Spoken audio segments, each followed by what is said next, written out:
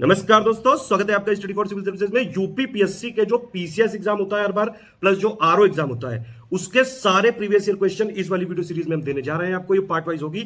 इसकी प्लेलिस्ट भी बना दी गई है। इसकी प्लेलिस्ट की लिंक इसके डिस्क्रिप्शन में दिया हुआ है। पीसीएस और आरओ एग्जाम के लिए बेहद जरूरी सीरीज है। प्लस यूपी पीएससी आयोग जितने एग्जाम कराता है, जहां जीएस आती है, उनके लिए भी मोस्ट इंपॉर्टेंट सीरीज है ये। इसमें ये पूरी कोशिश करी गई कि सारा डेटा लेटेस्ट, अपडेटेड और जो आज भी रेलिवेंट है, जो करंट वाला पोर्शन हटा के जो आज भी स्टैटिक जीएस वाला जो है, आज भी जो रिलेवेंट है, वो सारा डेटा इसमें दिया गया है। वीडियो को लाइक जरूर कर लीजिएगा। 50,000 लाइक हो जाएंगे तो इसकी पीडीएफ फ्री में मिल जाएगी। स्टडी फॉर सिविल सर्विसेज को अगर आप फॉलो करते हैं तो प्लीज हमारा फ्री वाला टेलीग्राम जरूर ज्वाइन कर लीजिए। सिविल सर्विसेज को यूट्यूब में फॉलो करते हैं तो हमारा फ्री वाला टेलीग्राम जरूर ज्वाइन कर लीजिएगा। बेहद जरूरी है ये। यूट्यूब में सारे अपडेट नहीं आ पाते हैं, यहाँ सारे नोटिफिकेशन मिलते हैं। वीडियो में सारे फैक्ट चेक कर लिएगा। फिर भी अगर आपका कोई सजेशन हो, कमेंट हो, कोई फीडबैक, कोई अपडेट लगे तो प्लीज आप वीडियो में जरूर कमेंट करिएगा। स्टडी फॉर सिविल सर्विसेज के पेड ग्रुप चलते रहते हैं। आप अगर हमारा जेन्युइन ऑथेंटिक अगर आपको मटेरियल चाहिए तो सिर्फ ये 3 नंबर है हमारे: 8564880530, 9696066089, 7523864455। मुझे व्हाट्सअप करना चाहते हैं 7838692618। इंस्टाग्राम पे अगर आप हैं तो हमारा पेज जरूर फॉलो कर लीजिएगा। studyforcivil.services है। इतिहास के प्रीवियस ईयर क्वेश्चन पेपर्स हम लोग देख रहे थे। यहाँ प्रश्नों के माध्यम से आप पूरे काम को कर रहे हैं। तो शुरू करते हैं आगे के प्रश्नों को। इससे पहले 2 वीडियोस आ चुके हैं, उन्हें देख लीजिएगा। अब यहाँ पूछा गया है कि चोल साम्राज्य को सबसे पहले समाप्त किसने किया। ये बहुत प्रतापी साम्राज्य था, लेकिन एकाएक करके नष्ट हो जाता है। मतलब धीरे धीरे करके पतन होता है, लेकिन अंत में ये समाप्त हो जाता है मलिक काफूर के द्वारा। ठीक है, मलिक काफूर के द्वारा इसका समापन कर दिया जाता है। अगले वाले को देखते हैं। और अगले प्रश्न में आपसे कहा जा रहा है कि पांड्य राज्य की जीवन रेखा कौन सी नदी थी। तो ये वेंगी नदी है। ठीक है, इसका डी वाला हो जाएगा। नेक्स्ट कहा जा रहा है कि कौन सा पत्तन पश्चिमी तट पर स्थित था। ये संगमकालीन पत्तनों की बात हो रही है, तो इसमें तोंडी और मुशीरी ये पश्चिमी तट पर थे। ठीक है, तो इसका तीसरा चौथा यानी सी वाला सही हो जाएगा। नेक्स्ट कहा गया कि तृतीय संगम हुआ था। अब कहाँ पर हुआ था, ये जगह का नाम आपको बताना है। यहाँ तृतीय संगम की जगह बतानी है। बताइए इसमें से कौन सा होगा। और इसका जो राइट आंसर होगा वो मदुरई हो जाएगा। तृतीय संगम कहाँ पे हुआ था, मदुरई में हुआ था। नेक्स्ट कहा जा रहा है कि लिस्ट 1 को लिस्ट 2 से मिलाइए तो चालुक्य, पल्लव, हर्ष और पांड्य अलग अलग राजाओं और शासकों के नाम। अब यहाँ इनका क्षेत्र मदुरई, कन्नौज, बादामी और कांचीपुरम। तो मिलान आप कीजिएगा तो इसका जो ए वाला मैच है वो सही है। तीसरा, चौथा, दूसरा, पहला। चालुक्यों को मिला लीजिए बादामी से, जिसे वातापी भी कहा जाता था। पल्लवों को मिला लीजिए कांचीपुरम से। हर्ष को आप किससे मिलाएंगे, कन्नौज से मिलाएंगे। और पांड्यों को मदुरई से मिलाएंगे। इसके बाद अगले वाले में चलते हैं। निम्नलिखित में से किस चीनी यात्री ने चालुक्यों के शासनकाल में चीन और भारत के संबंधों का विवरण दिया है। तो ये आपका कौन सा चीनी यात्री था, मातविन था। मातविलिन इसको कहा जाता था असल में। नेक्स्ट कदम्ब राजाओं की राजधानी कौन सी थी। तो कदम्ब राजाओं की राजधानी वनवासी थी। ठीक है, इसमें अगर आप देखें तो वनवासी और ये वाला, इसका जो बी वाला ऑप्शन है वो सही है। इसके बाद अगले वाले को देखें। मीनाक्षी टेम्पल, मदुरई मीनाक्षी टेम्पल इसको कहा जाता है, तो मदुरई में ही है। ठीक, वैगई नदी के तट पे ये स्थित है। इसे आपने यहाँ पर देखा। इसके बाद अगले वाले को देखते हैं। मुद्रा राक्षस के लेखक निम्नलिखित में से कौन है। तो विशाखा दत्त है मुद्रा राक्षस के लेखक। निम्नलिखित साहित्यिक जो ग्रंथ हैं या साहित्यिक पुस्तकें हैं उसमें से कौन सी गुप्त काल में लिखी गई है। अमरकोश, कामसूत्र, मेघदूत या मुद्रा राक्षस। तो इसमें अगर आप देखिए तो करेक्ट आंसर हो जाएगा डी वाला। ये सभी जो है ये गुप्त काल के आसपास ही लिखी गई। ठीक है, इसमें से जितनी भी है वो सभी गुप्त काल के आसपास ही लिखी गई हैं। इसे आपने देखा। इसके बाद अगले वाले को देखते हैं। दशकुमार चरित्र के रचनाकार कौन थे। तो दशकुमार चरित्र को दंडिन कवि ने लिखा था। ठीक है, काव्य ग्रंथ है और दंडिन कवि के द्वारा इसको लिखा गया था। अगले वाले में देखें, यहाँ पर सुमेलित आपको करना है। तो पाणिनि, वात्स्यायन, चाणक्य और कल्हड़, कामसूत्र, राजतरंगिणी, अष्टाध्यायी और अर्थशास्त्र इनकी रचनाएं हैं, तो उन्हें आपको मिलान करना था। आचार्य चाणक्य ने अर्थशास्त्र लिखा था, पाणिनि की अष्टाध्यायी थी। तो यहाँ आप ए को तीसरे और सी को चौथे से मिला लीजिए। ए का तीसरा और सी का चौथा एक साथ आपको कहाँ मिलेगा, सिर्फ ए वाले ऑप्शन में मिलेगा। तो इसका करेक्ट आंसर यही है। वात्स्यायन का कामसूत्र हो जाएगा, कल्हड़ की राजतरंगिणी हो जाएगी, कश्मीर के राजवंशों का इतिहास। इसके बाद देखिए अष्टाध्यायी किसके द्वारा लिखी गई है, पाणिनि, अभी आपने देखा है। अब यहाँ लिस्ट 1 को लिस्ट 2 से आपको मिलाना है। तो भारवी, हर्ष, कालिदास और राजशेखर ऐसे दिया हुआ है। इस साल यूपीएससी यानी संघ लोक सेवा आयोग ने एक क्वेश्चन पूछा था। उसमें इतिहास का प्रश्न था कि कुछ नाम दे रखे थे और पूछा गया था कि ये लोग हैं क्या, ये नाटककार हैं, शिल्पकार हैं, या फिर जैन संत हैं, या कुछ और हैं। तो वहाँ भवभूति के नाम से ही सारा गेस वर्क करना था, क्योंकि बाकी नाम तो आपको ज़्यादातर किताबों में नहीं मिलते। लेकिन भवभूति एक प्रसिद्ध नाटककार है, तो उनके साथ जो 2 और पेयर जुड़े हुए थे वो अपने आप ही नाटक की ओर इंगित करेंगे। इस प्रकार से गेस किया जाता है। अब यहाँ आप देखिए तो भारवी, हर्ष, कालिदास और राजशेखर, कालिदास के नाटकों पे प्रश्न आया था संघ लोक सेवा आयोग का 2020 में। उसमें मालविकाग्नि मित्र वाला आपको देखना था कौन सी डायनेस्टी से वो बिलोंग करता है। फिलहाल तो कालिदास का इसमें से देखिएगा, मालविकाग्नि मित्र यहाँ सामने ही दिया है, और भारवी और हर्ष का है। तो इसमें आप देख लीजिए कौन सा किससे मैच करेगा, मिलान आपको करना था। ए वाला हो जाएगा, पहला, दूसरा, तीसरा, चौथा ये पहले से ही मैच है। भारवी का कर्पूर मंजरी, हर्ष का किरातार्जुनियम, माफ कीजिएगा, इसका उत्तर डी होगा। ए के हिसाब से अगर करेंगे तो गलत हो जाएगा, इसमें जो मैचिंग है वो गलत हो जाएगी। इसका डी वाला सही होगा, डी के अकॉर्डिंग करते हैं और ये सही होगा। देखिए भारवी का क्या होगा, किरातार्जुनियम होगा। हर्ष का क्या हो जाएगा, नागानंद हो जाएगा। रत्नावली, नागानंद, इस प्रकार की रचनाएं इन्होंने की थी।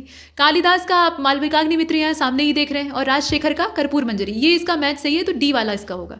इसके बाद अगले वाले को देखते हैं। यहाँ कहा गया कि वराह मिहिर की पंच सिद्धांतिका जो है ये किस पर आधारित है। पंच सिद्धांतिका का संबंध किससे है, तो ये यूनानी जो ज्योतिर्विद्या है उससे आधारित है, मतलब ग्रीक एस्ट्रोनॉमी से इसका संबंध है।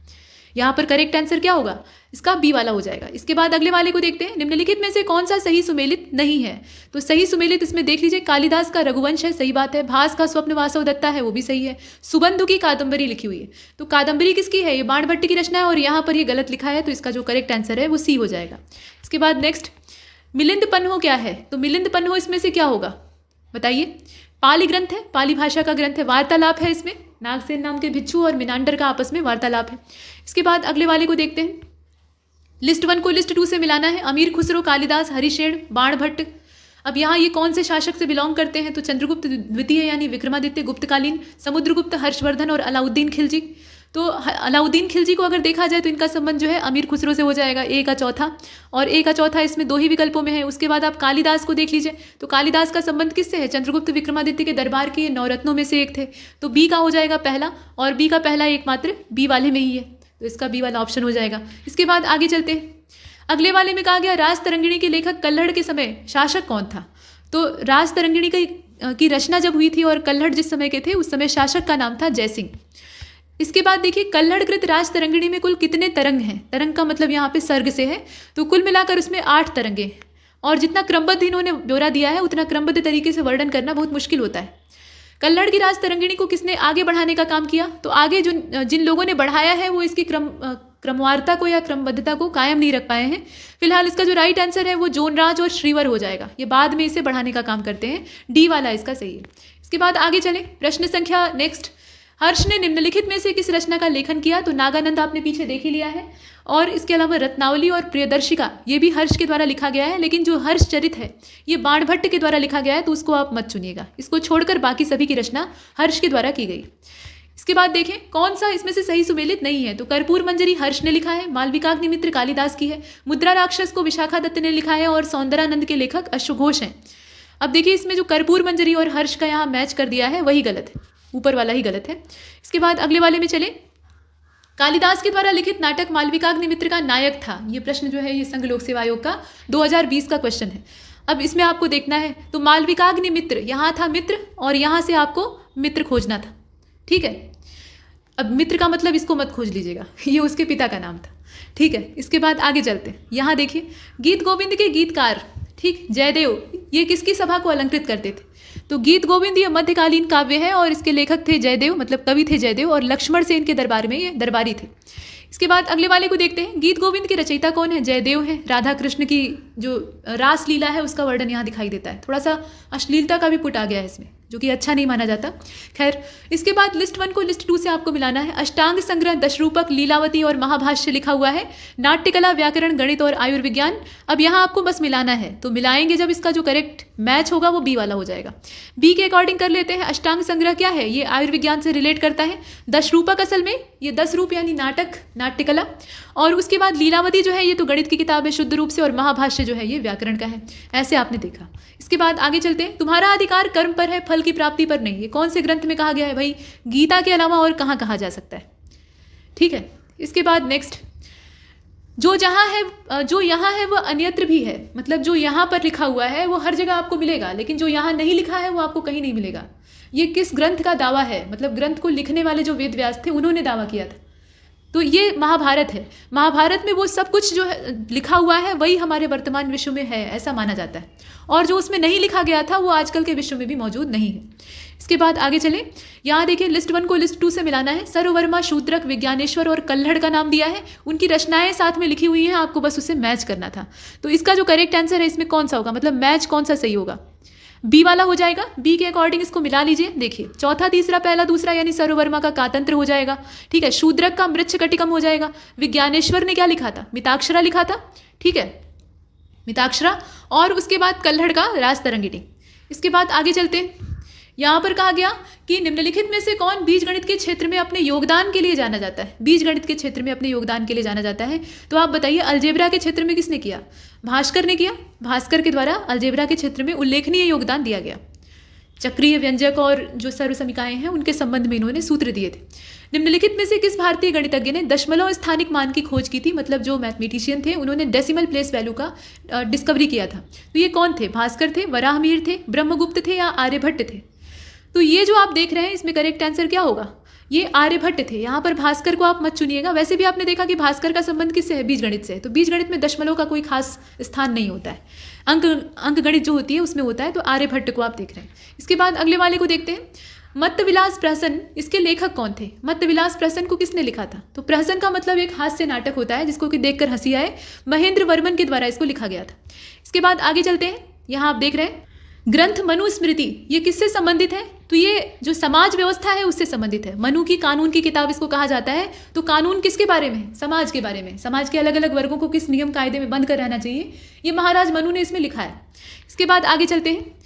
यहाँ पर कहा गया कि प्राचीन काल के महान विधि निर्माता कौन थे? तो मनु थे। महान विधि निर्माता मनु थे। यहाँ आप देखें। इसके बाद अगले वाले में देखते हैं। हालांकि नियम काफी कट्टर हैं। निम्नलिखित में से किसे भारत का प्रथम विधि निर्माता माना जाता है? मनु को माना जाता है। शून्य की खोज किसने की थी? भारतीयों ने की थी। इसके बाद देखें अगले वाले में, निम्नलिखित में से कौन सा जोड़ा सही सुमेलित नहीं है? तो लाइफ ऑफ वेनसांग हुई ली के द्वारा लिखा गया है। हुई ली नहीं है बल्कि वी ली है, ठीक है।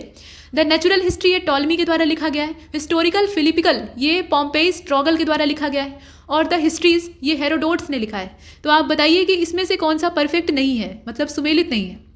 इसका देखिए बी वाला सुमेलित नहीं है। यहाँ जो नेचुरल हिस्ट्री वाला लिखा हुआ है वही इसमें से गलत है। इसके बाद आगे चलते हैं। यहाँ देखिए निम्नलिखित में से सबसे प्राचीन वाद्य यंत्र कौन सा है? सितार, वीणा, सरोद ऐसे करके दिया हुआ है। और इसका जो राइट आंसर है वो वीणा हो जाएगा। वीणा से ही ये निकले हुए वाद्य यंत्र हैं। तबले को छोड़कर बाकी जो है उनमें इसका वीणा का अंश कहीं ना कहीं दिखाई देता है। इसके बाद नेक्स्ट यहाँ देखें, सामवेद की जो विधाएं हैं वहां से वीणा का जन्म माना जाता है। निम्नलिखित में से कौन शासक पृथ्वीराज चौहान के नाम से प्रसिद्ध है? तो पृथ्वीराज चौहान तृतीय, और इनका मूल नाम था राय पिथौरा। ठीक, पिथौरागढ़ आप सुनते हैं ना। इसके बाद देखिए गोविंद चंद्र गढ़वाल की एक रानी थी कुमार देवी। इन्होंने धर्मचक्र जिनविहार कहाँ पर बनवाया था ये आपको बताना है। तो यहाँ अगर आप देखें तो इसका राइट आंसर हो जाएगा सारनाथ, ठीक है। सारनाथ इसकी लोकेशन थी, इसका डी वाला सही। नेक्स्ट कहा जा रहा है कि निम्नलिखित में से कौन सा एक सही सुमेलित नहीं है?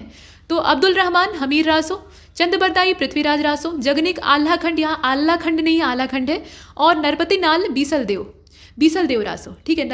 नरपति नाल एक व्यक्ति का नाम है जो कि रचनाकार हैं, और बीसल देव रासो उन्होंने लिखा था। तो यहाँ पर सुमेलित कौन सा नहीं है? ऊपर वाला अब्दुल रहमान हमीर रासो से इसका कोई संबंध नहीं है। हठी हमीर की कथा आपने सुनी होगी, ठीक है। तो बाकी सभी इसमें सही मैच है। इसके बाद आगे चलते हैं। वीरगाथा काल से इनका संबंध था ही नहीं, यहाँ जो आपने यहाँ अहमद खान को देखा। इसके बाद अगले वाले में कहा गया जेजाक भुक्ति प्राचीन नाम था किसका? जेजाक भुक्ति एक क्षेत्र का नाम था। अब किस क्षेत्र का नाम था आप बताइए? तो ये बुंदेलखंड क्षेत्र को कहा जाता था जेजाक भुक्ति, बुंदेलखंड। बघेलखंड को मत चुनिएगा। नेक्स्ट पुंड्रवर्धन भुक्ति अवस्थित था। मतलब यहाँ ये कहा गया कि पुंड्रवर्धन भुक्ति ये लोकेट करता था कहाँ पे? तो इसकी जो लोकेशन है वो उत्तर बंगाल है, नॉर्थ बंगाल थी। इसके बाद पाल वंश का संस्थापक कौन था? तो धर्मपाल था, देवपाल था, गोपाल था या रामपाल था? तो इसमें से गोपाल जो थे वो पाल वंश के संस्थापक माने जाते हैं। नेक्स्ट किसने सोमपुर महाविहार का निर्माण करवाया था? शासक का नाम बताइए। तो धर्मपाल के द्वारा ये काम करवाया गया था। और विक्रमशिला विश्वविद्यालय की स्थापना भी बंगाल के किस शासक ने की थी? धर्मपाल ने की थी। बाद में जो कन्नौज का त्रिपक्षीय संघर्ष होता है उसमें भी धर्मपाल इन्वॉल्व हो जाते हैं। इसके बाद अगले वाले को देखते हैं। विक्रमशिला महाविहार की स्थापना किस वंश के शासनकाल के द्वारा करवाई गई थी? तो यहाँ शासक जो था वो कौन सा था? पाल डायनेस्टी का था। पाल और सेन ये बंगाल के राजवंश हैं, तो उसमें पाल वंश के जो शासक थे उनके द्वारा इसे करवाया गया था। इसके बाद आगे चलें। विक्रमशिला विश्वविद्यालय के संस्थापक फिर वही धर्मपाल। यहाँ देखिए हिरण्यगर्भ धार्मिक कार्य कराया था। हिरण्यगर्भ नाम का जो रिचुअल है इसको करवाया था। किसने करवाया था बताइए? अब इसमें जो करेक्ट आंसर है यहाँ आप देख रहे हैं, करेक्ट आंसर क्या होगा? दंती दुर्ग हो जाएगा, दंती दुर्ग। इसके बाद अगले वाले में चलते हैं। निम्नलिखित में से कौन अपने पिता के अभियानों के क्रम में सैनिक छावनी में पैदा हुआ था? सैनिक छावनी में किसका जन्म हुआ था आप बताइए? तो ये अमोघवर्ष राष्ट्रकूट था, ठीक है। अमोघवर्ष राष्ट्रकूट ये सैनिक छावनी में पैदा हुआ था। अपनी माता, मतलब इनकी माता जो थी वो सैन्य शिविर में ही उस समय थी। इसके बाद आगे चलते हैं। यहाँ पर कहा गया कि निम्नलिखित जो ऐतिहासिक व्यक्ति थे उनके नाम को कालानुक्रम के हिसाब से आपको संयोजित करना है। तो नागभट्ट द्वितीय है। इसके अलावा नागभट्ट द्वितीय के अलावा इसमें महीपाल, महेंद्रपाल और वत्सराज जैसे जो शासक हैं उनका भी नाम है। बस आपको इनका क्रम सही करना है। तो क्रम इसका बी वाला सही रहेगा। बी वाले के हिसाब से इसे कर लेते हैं। देखिए, चौथा पहला, तीसरा दूसरा, इस हिसाब से करेंगे। वत्सराज का पहले समय आ जाएगा, उसके बाद फिर नागभट्ट द्वितीय आएंगे, उसके बाद तब महेंद्रपाल और अंत में महीपाल। नेक्स्ट, कहा जा रहा है कि महानतम प्रतिहार शासक कौन सा था। इसमें से सबसे महान प्रतिहार शासक कौन है? मिहिर भोज था। यहाँ आप देख रहे हैं मिहिर भोज सी वाले विकल्प के तौर पे मौजूद है। अगले वाले में चलते हैं। महान जैन विद्वान हेमचंद्र किस सभा को अलंकृत करते थे? तो हेमचंद्र किसके दरबारी थे? कुमारपाल के दरबारी थे। पाल डायनेस्टी से इनका संबंध था। निम्नलिखित में से किसने एक नया संवत चलाने का यश प्राप्त किया था? तो नौ संवत चलाने का यश किसने प्राप्त किया था? लक्ष्मण सेन के द्वारा ये किया गया था। लक्ष्मण संवत उसे कहा जाता था, जो संवत उसने शुरू किया था। तो यहाँ वही पूछा गया है। तो लक्ष्मण संवत का प्रारंभ किसने किया था? सेन शासकों ने किया था। लक्ष्मण सेन के द्वारा स्वयं किया गया था। निम्नलिखित में से कौन सा मध्यकालीन भारत के प्रसिद्ध विधिवेत्ता के तौर पे देखा जाता है? तो विज्ञानेश्वर, हिमाद्री, राजशेखर और जीमूतवाहन, इस प्रकार से ये नाम दिया हुआ है। इसमें से कौन सा होगा? तो सी वाला हो जाएगा। सी वाले का मतलब समझ रहे हैं? पहला, दूसरा और चौथा है विज्ञानेश्वर, हिमाद्री और जीमूतवाहन। राजशेखर इससे बाहर है। नेक्स्ट, गुर्जर प्रतिहार वंश की स्थापना किसने की थी? तो नागभट्ट प्रथम, वत्सराज, हर्षवर्धन और इस प्रकार से और भी नाम दिया। तो नागभट्ट प्रथम के द्वारा गुर्जर प्रतिहार वंश जो है उसको इस्टेब्लिश किया गया था। और ये गुर्जर प्रतिहार जो है ये भी कन्नौज के त्रिपक्षीय मुकाबले में शामिल थे। नेक्स्ट, कौन सा त्रिकोणात्मक संघर्ष का हिस्सा नहीं था? लीजिए, नाम लिया और हाजिर हो गया। तो प्रतिहार, पाल, राष्ट्रकूट और चोल दिया है। प्रतिहार इसमें थे शामिल, ठीक है, गुर्जर प्रतिहार। राष्ट्रकूट भी शामिल थे और पाल भी शामिल थे, लेकिन चोल इससे बाहर थे। चोलों का इससे कोई कनेक्शन नहीं था। हालांकि ये भी बड़े महत्वाकांक्षी थे, लेकिन फिलहाल नहीं। इसके बाद आगे बढ़ते। यहाँ पर कहा गया कि राजवंश जो कि कन्नौज पर आधिपत्य स्थापित करने के लिए त्रिकोणीय संघर्ष में उलझा हुआ था, वही क्वेश्चन फिर से रिपीट कर गया है। तो आप जानते हैं कि पाल, गुर्जर और राष्ट्रकूट इसका आंसर होगा, आप देख लीजिएगा। फिर महोदया, ये कन्नौज को कहा जाता था। ये काफ़ी ज़्यादा वैभवशाली नगरी हो गई थी, इसीलिए सबकी निगाह यहाँ पर थी। इसके बाद आगे चलते हैं। यहाँ देखिए, श्री महोदय नगरी, फिर वही ये कन्नौज को कहा जाता था। यहाँ पर कहा जा रहा है कि किसने खंभात में तोड़ी गई मस्जिद के पुनर्निर्माण के लिए आर्थिक सहायता देने का काम किया था? यह आर्थिक सहायता किसने दी थी? तो ये देने का काम जयसिंह सिद्धराज के द्वारा किया गया था। ठीक है, बी वाला इसका सही। अगले वाले को देखते हैं। कहा जा रहा है, यहाँ पे देखिए, निम्नलिखित में से किसने काल्पनिक वैज्ञानिक उपकरणों पर पुस्तक लिखी है? तो भोज ने लिखी है, गोविंदराज ने लिखी है, चंद्रवर्मन या महीपाल?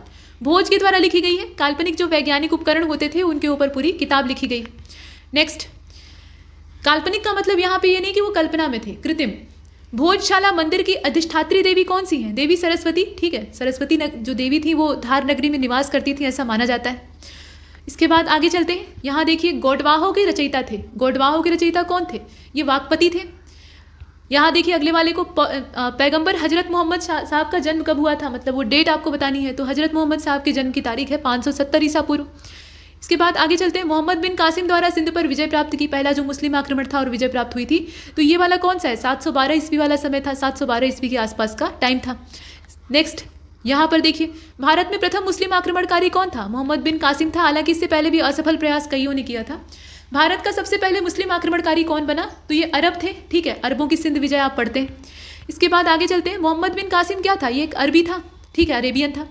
निम्नलिखित में से कौन गजनी राजवंश का संस्थापक था? तो अल्पतगीन था, महमूद था, सुबुक्तगीन था या इस्माइल था? आप इसमें से आप बताइए, गजनी राजवंश का संस्थापक कौन था? और इसका जो करेक्ट आंसर है वो अल्पतगीन हो जाएगा। ठीक है, अल्पतगीन, इसका ए वाला सही। आगे बढ़ते हैं, अगले प्रश्न को देखते हैं। कहा जा रहा है कि निम्नलिखित में से कौन चंदेल शासक महमूद गजनवी से पराजित नहीं हुआ था? महमूद गजनवी से पराजित न होने वाला चंदेल शासक कौन था? विद्याधर था। यहाँ पे विद्याधर को आप चुन लीजिए। इसके बाद आगे बढ़े।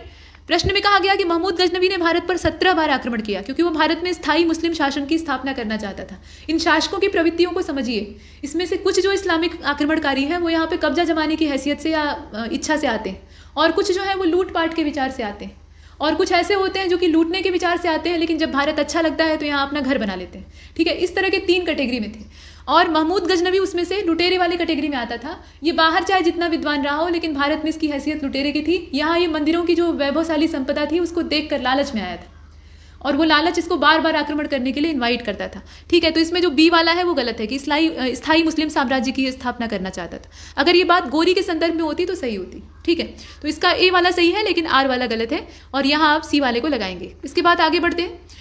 महमूद गजनवी का दरबारी इतिहासकार कौन था? उतबी था कि फिरदौसी था? आप बताइए। और इसका जो करेक्ट आंसर है वो उतबी हो जाएगा। उतबी काफ़ी कट्टरपंथी इतिहासकार था। इसके बाद आगे बढ़े, यहाँ पर कहा गया कि अलबरूनी भारत कब आया था? तो अलबरूनी आया था 11वीं शताब्दी में भारत, 11वीं शताब्दी में ये भारत में प्रवेश करता है। किताबुल हिंद इनकी किताब है। निम्नलिखित कथनों में से कौन सा अलबरूनी के संबंध में सही नहीं है, गलत है? तो यह धर्मनिरपेक्ष लेखक था, पहली चीज, और इसका ग्रंथ उस समय के जीवंत भारत से प्रभावित था। यह संस्कृत का विद्वान था और त्रिकोणमिति का विशेषज्ञ था। तो एक बात तो अलबरूनी के बारे में है कि यह कई भाषाओं का जानकार था। इसने बहुत सारी जो हिंदू या वैदिक दर्शन की किताबें हैं उसका भी अध्ययन किया था, इसकी पढ़ने में रुचि थी। अब इसमें से आप सेलेक्ट करके बताइए कौन सा एक गलत है। तो गलत की अगर बात करें तो इसमें ए वाला ही गलत है, ये धर्मनिरपेक्ष नहीं था। ऐसा कहीं से भी हमें प्रमाण नहीं मिलता है कि ये सेकुलर था। बाकी जितनी चीज़ें हैं वो सही है। इसके बाद अगले वाले को देखते हैं। कहा जा रहा है कि पुराणों का अध्ययन करने वाला प्रथम मुसलमान कौन था? तो पुराणों का अध्ययन करने वाला पहला मुसलमान यही था, अलबरूनी। इसे भारत के बारे में जानना था, भारत कैसा है, यहाँ के लोग कैसे हैं, ये जानने की इसके मन में इच्छा थी। तो इसे ये समझ में आया कि यहाँ के जो वैदिक ग्रंथ हैं, यहाँ के जो पौराणिक ग्रंथ हैं, पुराणों से संबंधित जानकारी है, वहाँ से हमें बेटर जानकारी मिलेगी, और वो सही था। ठीक है, पुराण हमें जितनी अच्छी जानकारी हमारे उस समय के समाज की देते हैं, दूसरा कोई ग्रंथ नहीं दे सकता। यहाँ तक कि वेद से भी उतनी अच्छी जानकारी नहीं मिलती है, क्योंकि पुराणों की भाषा सरल है। ठीक है, तो सरल भाषा का इस्तेमाल करके इसने हमारे देश को समझा और इस पर लिखने का प्रयास किया। इसके बाद आगे चलते हैं। कहा गया कि किसने एक तरफ संस्कृत मुद्रा लेखन के साथ चांदी के सिक्कों को निर्गत किया था। तो ये चांदी के सिक्के और संस्कृत का जो इस पर लेखन था, ये किसने करवाया था, आप बताइए। ये महमूद गजनवी के द्वारा करवाया गया था। इसके बाद आगे चलते हैं। यहाँ देखिए, कहा गया कि निम्नलिखित में से मध्य एशिया के किस शासक ने 1192 में उत्तर भारत को जीता था? तो उत्तर भारत को सिहाबुद्दीन मोहम्मद गोरी के द्वारा जीता गया था। वही तराइन का जो दूसरा युद्ध है उसकी बात की जा रही है यहाँ पे। मोहम्मद गोरी को सबसे पहले किसने पराजित किया था? सबसे पहले इसको हराने वाला कौन था? तो भीम द्वितीय था। ठीक है, उधर जो पश्चिमोत्तर वाला हिस्सा है वहाँ आप देखेंगे, गुजरात और राजस्थान वाला एरिया। इसके बाद अगले वाले में मोहम्मद गोरी ने जयचंद को किस युद्ध में हराया? तो चंदावर का युद्ध था, 1194 में होता है। जयचंद को अपनी करनी का फल यहाँ मिल जाता है। इसके बाद नेक्स्ट, निम्नलिखित में से कौन सा राजा मोहम्मद गोरी द्वारा चंदावर के युद्ध में जयचंद आंखें इसकी निकलवा ली गई थी? इसके बाद युद्ध जिसमें भारत में मुस्लिम शक्ति की स्थापना हुई, ये कौन सा युद्ध था? तो देखिए, पानीपत का पहला युद्ध और दूसरा युद्ध, ये तो सत्ता परिवर्तन था। ठीक है, सत्ता परिवर्तन होता है इसमें। लेकिन जो तराइन के युद्ध थे ये काफ़ी निर्णायक थे। मतलब पृथ्वीराज चौहान तृतीय जो थे, ये राजपूतों का जो पूरा समूह था या संघ था, जिसमें कि आपस में ही नहीं पड़ती थी, उसमें लीडर थे और ये शक्ति के स्तंभ माने जाते थे। और इनका गिरना या इनका नष्ट होना, ये एक तरह से पूरी राजपूत शक्ति का उस समय पतन माना जाता था। ठीक, तो यहीं से पूरी जो यहाँ की स्थिति है वो कमज़ोर पड़ती है और मोहम्मद गोरी यहाँ कब्जा जमाने में कामयाब होता है। इसीलिए वो इतना ज़्यादा पृथ्वीराज चौहान के पीछे पड़ा हुआ था। ठीक, तो इसमें जो करेक्ट आंसर है वो कौन सा होगा? तराइन का दूसरा युद्ध। लेकिन अब इसमें ये पूछा गया था, देख लीजिए, कि कालानुक्रम अरेंज कीजिए। अब यहाँ शासकों के कालानुक्रम अरेंज कर रहे हैं, वहाँ तो युद्ध पूछा जा रहा था। तो चंगेज खां, महमूद गजनबी, मोहम्मद गोरी और तैमूर दिया हुआ है। कौन सा कब आया, कब किसका समय है? इसमें जो बी वाला है अरेंजमेंट वो सही है, बी के हिसाब से कर लीजिएगा। दूसरा, तीसरा, पहला, चौथा, महमूद गजनबी, उसके बाद मोहम्मद गोरी, उसके बाद कौन? चंगेज खां, और अंत में तैमूर लंग। इस प्रकार से हम देख रहे हैं। ठीक, अगले वाले को देखते हैं। मोहम्मद गोरी के किस दास ने बंगाल और बिहार पर विजय प्राप्त की थी? तो मोहम्मद गोरी के अपनी कोई संतान नहीं थी, इसका अपना कोई बेटा नहीं था। इसके पास बहुत सारे गुलाम थे, पालतू दास, और ये कहता था कि ये सारे दास जो हैं ये मेरे पुत्रों से बढ़कर हैं। मतलब किसी शासक के या शहंशाह के 1 या 2 बेटे होंगे, मेरे हजारों हैं, और यही मेरे बाद मेरे शासन को आगे बढ़ाएंगे। तो वो सही था। ठीक है, उसी के दासों के द्वारा स्थापना की गई कुतुबुद्दीन ऐबक, और कौन था? ठीक, लेकिन यहाँ पर आपको ये बताना है कि बंगाल और बिहार के क्षेत्र में किसने विजय प्राप्त की थी? तो ये बख्तियार खिलजी था। ठीक है, यहाँ पर आप देख रहे हैं, बख्तियार खिलजी इसका नाम था। इसके बाद आगे चलते हैं। गुलाम वंश का संस्थापक कौन था? यहाँ पे मामलूक वंश या गुलाम वंश इसको कहा जाता था, तो कुतुबुद्दीन ऐबक हो जाएगा। इसके बाद गुलाम वंश का पहला शासक कौन था, ये आपको बताना है। तो गुलाम वंश का पहला शासक कुतुबुद्दीन ऐबक खुद ही था। अगला पूछा गया कि किसने प्रसिद्ध कुतुब मीनार के निर्माण में योगदान नहीं दिया है? तो शुरू कुतुबुद्दीन ऐबक ने करवाया था, कुतुबुद्दीन बख्तियार काकी की याद में। इल्तुतमिश का उसमें बड़ा रोल था, और उसके अलावा फिरोज शाह तुगलक का इसमें जो रोल है उसे आप देखिए। फिरोज शाह तुगलक का इसमें कोई रोल दिखाई देता है? हाँ, रहेगा, क्योंकि इसमें मीनारों का निर्माण इसने करवाया था। लेकिन गयासुद्दीन तुगलक का इसमें कोई निर्माण में योगदान नहीं दिखाई देता है। मतलब कुतुबुद्दीन ऐबक ने शुरू करवाया था, इल्तुतमिश ने पूरा करवाया था, बाद में उसकी मरम्मत वगैरह का काम फिरोज शाह तुगलक के द्वारा करवाया गया था।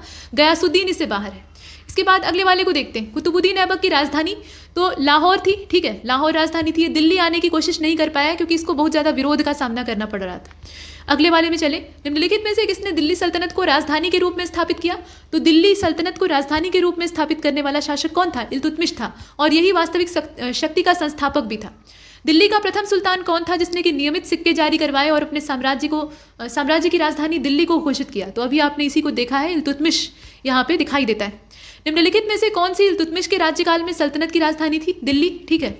नेक्स्ट, सल्तनत के निम्नलिखित सुल्तानों में से किसने अपनी राजधानी को सबसे पहले दिल्ली? यहाँ भी वही उत्तर होगा, इल्तुतमिश। दिल्ली का प्रथम मुस्लिम शासक कौन था? दिल्ली का प्रथम मुस्लिम शासक कौन था, यहाँ ये पूछा जा रहा है। तो आप ध्यान देकर बताइए कि इसमें से कौन सा होगा? इल्तुतमिश, ठीक है। यहाँ ये पूछा गया होता कि प्रथम मुस्लिम शासक कौन था, तो यहाँ उत्तर बदल जाता, लेकिन इसका जो दिल्ली वाला यहाँ कॉन्सेप्ट है उसमें जोड़ लीजिएगा। इसके बाद अगले वाले को देखते हैं। गुलामों का गुलाम किसको कहा जाता था? तो ये इसमें आप देखकर बताइए कौन रहेगा। इसका जो करेक्ट आंसर है वो इल्तुतमिश हो जाएगा, गुलामों का गुलाम। नेक्स्ट, निम्नलिखित में से कौन मध्यकालीन भारत की प्रथम महिला शासिका थी? रजिया सुल्ताना थी। अगले वाले को देखिए। मंगोल आक्रमणकारी चंगेज खां भारत के उत्तर पश्चिम सीमा में निम्नलिखित में से किसके शासनकाल में आया था? तो इल्तुतमिश के शासनकाल में आया था, ख्वारिज्म के शहजादे का पीछा करते हुए, लेकिन इल्तुतमिश ने उसे वहीं से टरका दिया, मतलब शहजादे को अपने यहाँ पनाह नहीं दी, तो इस वजह से चंगेज खां वापस लौट गया। मंगोलों के आक्रमण से वो यहाँ बचा लेता है खुद को। दिल्ली का कौन सुल्तान मंगोल सेनापति या नेता चंगेज खां का समकालीन था? तो समकालीन इसमें कौन होगा? इल्तुतमिश होगा। इसके बाद देखिए, किसके शासनकाल में मंगोल प्रथम बार सिंधु के तट पर देखे गए थे? तो यहाँ आप देखकर बताइए, इसमें से समय वही इल्तुतमिश का था। सिंधु के तट पर वो आ जाते हैं, लेकिन वहीं से फिर वापस हो जाते हैं, क्योंकि जो इनका काम था वो हो चुका था। नेक्स्ट, चंगेज खां का मूल नाम क्या था? तो तेमुजिन था, ठीक है, तेमुजिन या तेमुजिन आप कह दीजिए। नेक्स्ट, रजिया बेगम को सत्ताच्युत करने का जो इसमें काम था वो किसका था? उसमें किसका हाथ था? तो अफगानों का हाथ था, मंगोलों का हाथ था, तुर्कों का हाथ था, या फिर अरबों का हाथ था? तो इसमें आप देखिए तुर्कों का हाथ था। जो तुर्क वहाँ पे सरदार थे या अमीर थे, वही नहीं चाहते थे कि रजिया सुल्ताना जो है वो सुल्तान बनी रहे। इसके बाद नेक्स्ट, यहाँ दल चालीसा के जितने भी गिरोह वाले थे वो सब षड्यंत्र करने में लगे हुए थे। यहाँ कहा गया कि दिल्ली के किस सुल्तान के बारे में कहा गया कि उसने रक्त और लौह की नीति अपनाई? तो रक्त और लौह का नाम सुनते ही बलबन का नाम आता है।